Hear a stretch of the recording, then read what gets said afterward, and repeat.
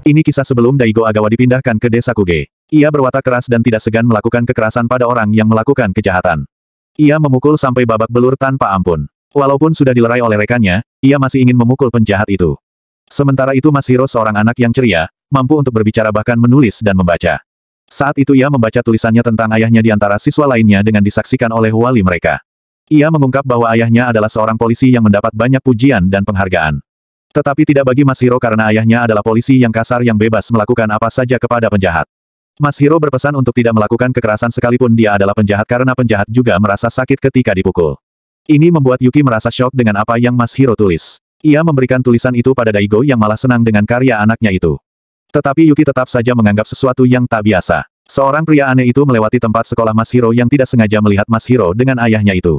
Rupanya Masahiro kenal dengannya dan memanggil namanya Tsubasa. Namun Tsubasa tahu tentang ayahnya langsung berlari dari sana. Daigo mengejar Tsubasa yang diketahui adalah seseorang yang dalam masa percobaan setelah didakwa bebas atas kasus pelecehan. Daigo memperingatkannya dengan keras untuk tidak mendekati Masahiro selama masa percobaan itu. Dalam sebuah rapat membahas beberapa kasus pelecehan anak di bawah umur, salah satu yang mereka curigai adalah Tsubasa yang masih dalam masa percobaan itu. Kini Daigo dan rekannya mengawasi gerak-gerik Tsubasa. Saat itu rekannya penasaran kenapa hanya Masahiro anak yang tidak dia sentuh.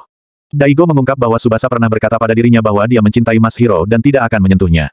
Sebuah laporan dari pemantau lain melaporkan ada anak 8 tahun dengan sukarela masuk ke apartemennya Tsubasa. Ini membuat Daigo langsung berlari ke apartemennya. Rekannya mencoba menggapainya untuk tidak gegabah. Tapi, Daigo tidak bisa menahan emosinya. Ia telah berada di depan pintu apartemennya, berteriak supaya Tsubasa membukakan pintu. Suara Masahiro memanggilnya, "Ayah berada di dalam." Ini membuat Daigo tidak bisa mentoleransi lagi. Ia dengan cepat memecahkan kaca apartemennya. Berlanjut dengan memukulnya tanpa mendengarkan penjelasannya lagi. Rekannya menghentikannya sedangkan Masahiro membela Tsubasa bahwa dia tidak melakukan apapun padanya. Masahiro merasa iba padanya, jika tidak ada yang baik padanya maka mereka akan menjadi-jadi. Ini membuat Tsubasa menangis mendengarnya. Ketika Masahiro akan dibawa pergi oleh polisi lainnya, Tsubasa mengambil paksa Masahiro dan menyanderanya. Daigo mengambil pistolnya mengarahkan pada Tsubasa. Pisau itu telah sedikit melukai leher Masahiro hingga Daigo menembakkan peluru pada Tsubasa hingga mati. Trauma inilah yang membuat Masahiro tak dapat bicara lagi. Daigo yang telah ada di rumah sakit telah sadarkan diri dengan luka jahitan di keningnya. Saat Daigo mengingat kembali tentang siapa yang melakukan itu padanya, Keisuke bersama beberapa saudaranya datang untuk menjenguk Daigo. Daigo berkata dengan nada tinggi bahwa ini adalah ulah mereka. Yuki mengungkap bahwa Daigo telah salah paham. Keisuke datang ke rumah untuk melindunginya dari serangan saudaranya yang lain, sementara yang menyerang Daigo telah berada di kantor polisi. Lalu Keisuke meminta maaf bahwa itu adalah kelakuan kakak tertua mereka yang kini telah menyerahkan diri. Namun Daigo tidak bisa diakali, ia mengingat dengan jelas siapa yang menyerangnya. Seseorang berbadan besar dengan bau menyengat persis seperti orang yang berada di prosesi pemakaman itu. Keisuke tetap mengelaknya tetapi Daigo bukan seperti yang Keisuke pikirkan sebelumnya. Ia yang berwatak keras tidak takut dengan mereka. Akhirnya Keisuke berpamit pergi dari sana dan menyampaikan bahwa ada saudara yang lainnya yang belum ditangkap. Keisuke menyuruhnya untuk berhati-hati, itu seperti balasan kepada Daigo yang tidak mau mendengarkannya. Daigo tidak bisa berlama-lama di rumah sakit, melepaskan selang infus dari tangannya. Ia baru sadar dengan ponselnya yang tidak ada lagi padanya. Ponsel itu sekarang berada di tangan saudara Goto lainnya. Mendengar pesan suara yang disampaikan oleh Dr. Nakamura tentang jari yang dikirimnya adalah jari Kano dan terdapat air liur di jari itu yang berarti jarinya telah digigit oleh seseorang. Ini membuat mereka menjebak Dr. Nakamura, seolah Daigo lah yang mengirim pesan untuk bertemu dengannya.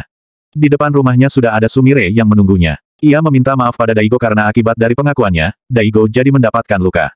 Daigo justru bersyukur dengan begitu dia bisa tahu perbuatan mereka. Sumire memberikan catatan telepon panggilan ponsel ayahnya untuk Daigo periksa. Nomor panggilan terakhir seperti nomor telepon satelit. Sebelum Sumire pergi, ia mengatakan bahwa Keisuke berbeda dengan keluarga Goto lainnya.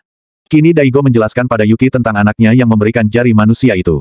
Daigo menduga itu adalah jari dari Kano. Itu sebabnya Yuki dan Masahiro harus keluar dari desa itu. Daigo menemui kepala polisi daerah setempat untuk menceritakan kejadian yang sebenarnya. Ia mengaku datang ke rumah Goto untuk menyelidiki kasus hilangnya Kano namun mereka malah menyerangnya.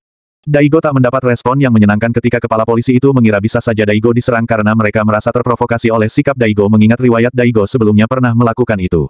Kepala polisi itu mengakui bahwa dia besar di desa Kuge dan memang diperingatkan sejak kecil untuk menjauhi keluarga Goto. Daigo masih bisa berterima kasih padanya karena ia akan membuat penyelidikan ulang terhadap kasus Kano, namun Daigo tak bisa terlibat dalam penyelidikan oleh karena Daigo adalah korban. Panggilan di kantor polisi itu untuk Daigo dari Dr. Nakamura. Dokter menyuruhnya untuk menemuinya di rumah sakit membicarakan tentang hasil dari pemeriksaan jari itu.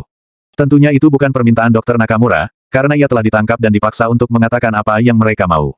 Daigo dengan didampingi oleh satu orang polisi berangkat menuju rumah sakit itu. Sebuah mobil besar berada di depan mereka, membuka bagasinya. Itu adalah si rambut panjang yang akan menembak Daigo. Dengan cepat Daigo dan polisi itu menunduk yang membuat mobil itu tanpa arah. Di sisi lain mobil di sampingnya menghantam mereka menyebabkan kecelakaan mobil lainnya. Di saat mobil itu terhenti, mereka bertiga itu menembak ke arah mereka. Sedangkan Daigo bersembunyi di balik pintu mobil. Dari bawah Daigo menembak kakinya dan berhasil melumpuhkannya. Mengambil alih kemudi menabrakkan mobilnya pada si rambut panjang hingga terpental. Sebelum si rambut panjang akan menembak, Daigo berhasil mengambil senapannya. Si rambut panjang itu mengatakan bahwa dia akan melakukan apapun untuk melindungi keluarga Goto, sama seperti yang Daigo lakukan. Akhirnya polisi datang untuk menangkap mereka. Bersambung di episode 4.